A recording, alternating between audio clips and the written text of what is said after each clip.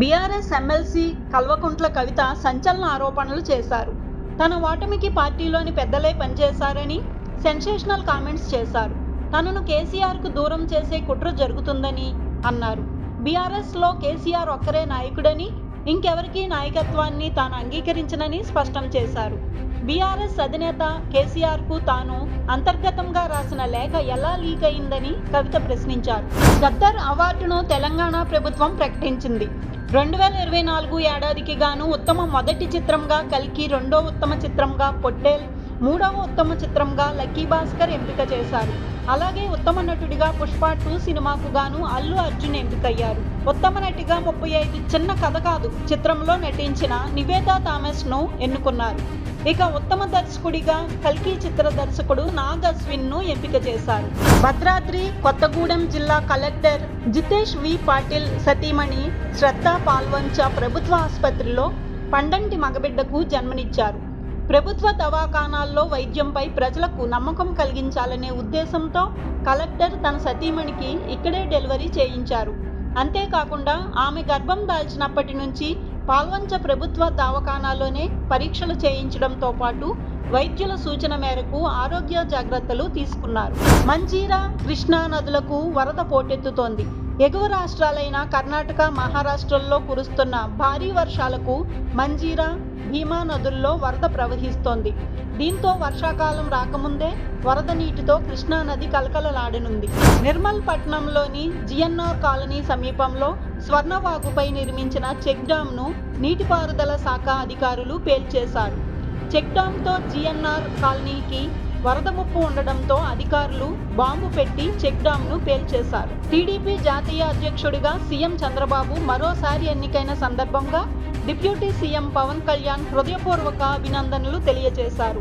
చంద్రబాబు నాయుడి అపారమైన అనుభవ సంపత్తి, దూరదృష్టితో కూడిన నాయకత్వం రాష్ట్ర సర్వతోముఖాభివృద్ధికి మార్గదర్శకంగా నిలుస్తుందని పవన్ ప్రశంసించారు. కర్ణాటకలోని కొప్పల్ అంజనాద్రి దేవాలయ ప్రధాన అర్చకుణ్ణి విధుల నుంచి తొలగించవద్దని సుప్రీంకోర్టు ఆదేశించింది. ఈ మేరకు కర్ణాటక ప్రభుత్వానికి ఆదేశాలిచ్చింది. అంతేకాకుండా ప్రధాన అర్చకుడు విద్యాదాస్ బాబా తన అర్చకత్వ విధులను కొనసాగించవచ్చని, అలాగే ప్రాథమికంగా ఉండే అన్ని సౌకర్యాలతో ఉండే దేవాలయ గదిలో ఉండడానికి కూడా అనుమతినిచ్చింది. దీంతో కర్ణాటకలోని కాంగ్రెస్ సర్కార్ ఈ దేవాలయాన్ని నియంత్రించడానికి చేపట్టిన అన్ని ప్రయత్నాలను సుప్రీంకోర్టు ఆపేసినట్లయింది. భారత సైన్యాధిపతి జనరల్ ఉపేంద్ర ద్వివేది ప్రముఖ ఆధ్యాత్మికవేత్త జగద్గురు రామ్ భద్రాచార్యను కలిసి ఆయన ఆశీస్సులు అందుకున్నారు. ఈ సందర్భంగా పాక్ ఆక్రమిత కాశ్మీర్ను తిరిగి భారతదేశంలో కలపాలని, దానిని తనకు గురుదక్షిణగా సమర్పించాలని జగద్గురు రామ్ భద్రాచార్య ఆర్మీ చీఫ్ను కోరారు. ఈ విషయం ప్రస్తుతం దేశవ్యాప్తంగా చర్చనీయాంశంగా మారింది. కాంగ్రెస్ సీనియర్ నాయకుడు శశి థరూర్ కాంగ్రెస్ నాయకుల విమర్శలను పట్టించుకునేది లేదని స్పష్టం చేశారు. ఉగ్రవాదంపై నరేంద్ర మోదీ ప్రభుత్వం తీసుకుంటున్న చర్యలను ఆయన ప్రశంసించడంపై కాంగ్రెస్ పెద్దలు జీర్ణించుకోలేకపోతున్నారు. దీంతో ఆయనపై విమర్శలకు దిగుతున్నారు. దీంతో తనపై వస్తున్న విమర్శలను, ట్రోల్స్ను పట్టించుకోనని, తనకు అంతకంటే ముఖ్యమైన పనులున్నాయని శశి థరూర్ బదులిచ్చారు. లష్కరే తోయిబాకు చెందిన 2 టెర్రరిస్టులు కాశ్మీర్లోని బస్కుచాన్ ప్రాంతంలో భద్రతా దళాల దగ్గర లొంగిపోయారు. కాశ్మీర్లోని షోపియాన్ జిల్లా బస్కుచాన్ ప్రాంతంలో భద్రతా బలగాలు, పోలీసులు సంయుక్తంగా ఆపరేషన్ నిర్వహించారు. ఈ క్రమంలో స్థానికంగా ఉన్న తోటలో ఉగ్రవాదులు తలదాచుకున్నట్లు విశ్వసనీయ వర్గాల నుంచి సమాచారం అందడంతో దాంతో వెంటనే భద్రతా బలగాలు ఆ ప్రాంతాన్ని చుట్టుముట్టాయి. ఈ క్రమంలో ఇర్ఫాన్ బషీర్, ఉజైర్ సలాం లొంగిపోయారు. రక్షణ మంత్రి రాజ్నాథ్ సింగ్ పాక్ ఆక్రమిత కాశ్మీర్ విషయంలో కీలక వ్యాఖ్యలు చేశారు. C2 బిజినెస్ సమ్మిట్ ప్రసంగించిన ఆయన పాక్ ప్రజలు భారత్ కుటుంబంలోని భాగమే అంటూ త్వరలోనే వారు భారత్లో కలుస్తారని ఆశాభావం వ్యక్తం చేశారు. ఇప్పుడు భౌగోళికంగా, రాజకీయంగా వేరుపడిపోయిన మా సోదరులు త్వరలోనే భారత్లో ఏకమవుతారని తేల్చి చెప్పారు. మోసం కేసులో సెబీ మాజీ చీఫ్ మాధవి ప్యూరి బుచ్కు భారీ ఊరట లభించింది. హిండెన్బర్గ్ రీసెర్చ్ వ్యవహారంలో ఆరోపణలు ఎదుర్కొంటున్న ఆమెకు లోక్పాల్ క్లీన్ చిట్ ఇచ్చింది.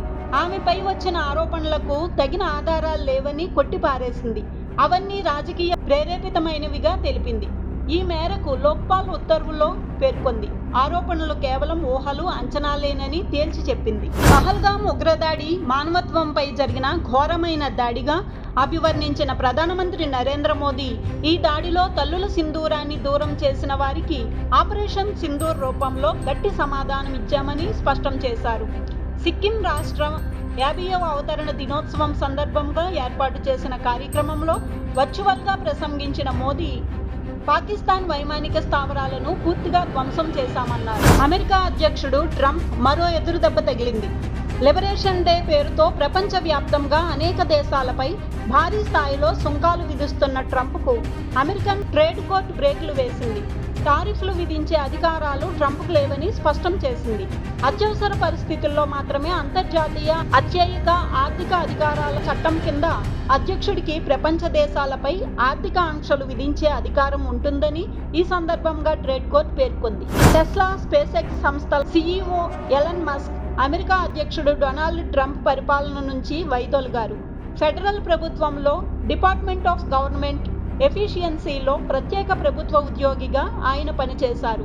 తన అధికారిక పదవీకాలం ముగిసిన నేపథ్యంలో మస్క్ తప్పుకున్నారు.